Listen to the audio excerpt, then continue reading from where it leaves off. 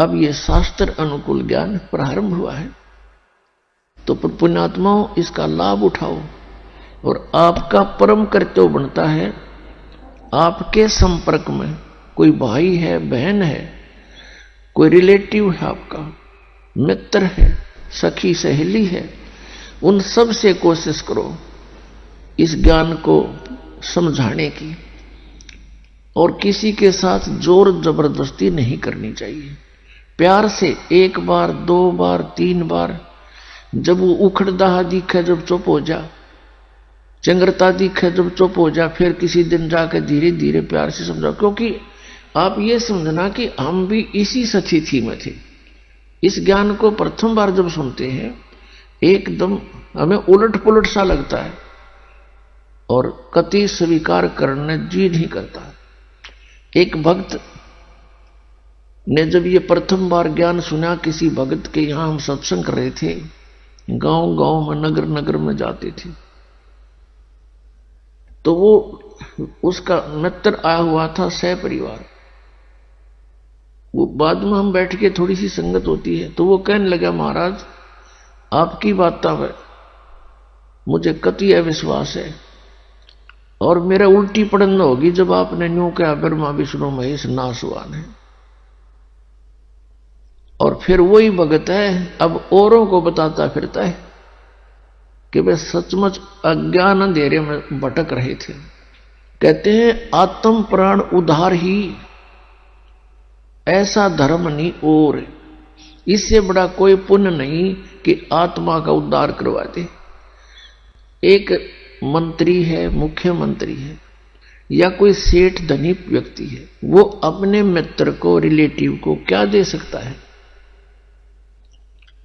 10-20 हजार रुपए दे देगा, कोई एक नौकरी लगवा देगा, या कोई ऐसा कोई कॉन्ट्रैक्ट दिवा देगा जिससे पेटे तक का काम होगा उसका, इस जन्म के एक रोजगार तक सीमित है। और इस मार्ग से अब इस जीवन में तो उसने थोड़ा बहुत राहत मिल गई, और मिले भी हुआ उसकी किस्मत पूर्व निर्धारित, तो उसी से कारण वो किसी मंत्री से, मुख्यमंत्री से, धनी से संबंधित होगा। वैसे नहीं हो सकता, वो भी किसी समय इसी प्रक्रिया से बने हुए संस्कार हैं उसके। तो अगले जन्म में वो गधा बन गया, सूअर बन गया, पता कौन फैसिलिटी देगा उसने। तो ये जो मंत्र है, ये जो भक्ति विधि है, इससे उस प्राणी के आगे ये जन्म मृत्यु का रोग कटेगा। और यदि किसी कारण से पैर भी फिसल गया, ना पार हुआ, तो रोजी रोटी तो उसके आगे रखी पाएगी। तो इससे बड़ा जो उपकार कोई नहीं कि उसको इस नाम से जुड़वा दे। परमात्मा कबीर जी की शरण में उसको ले आवे। परमात्मा ने कहा कि 1 करोड़ गौओं को हत्थे में कटने से बचाने का जो पुण्य होता है, एक आत्मा को कबीर परमेश्वर की शरण में लाने से इतना पुण्य उस लाने वाले का कमीशन है।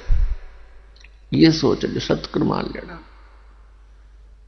क्योंकि ना जाने उस जीवात्मा के कितने ऐसे बूंदे जन्म होने थे कि तो बकरा बनकर गला कट्टा हो, कि तो गऊ बनकर, कि तो भैंसा बनकर, मुर्गा बनकर, बकरा बनकर, और परेशानियां ना जाने कितनी होनी थी। तो इतना पुण्य है। और इसी कार्य को करने के लिए परमात्मा स्वयं सतलोक से चल कर आते हैं।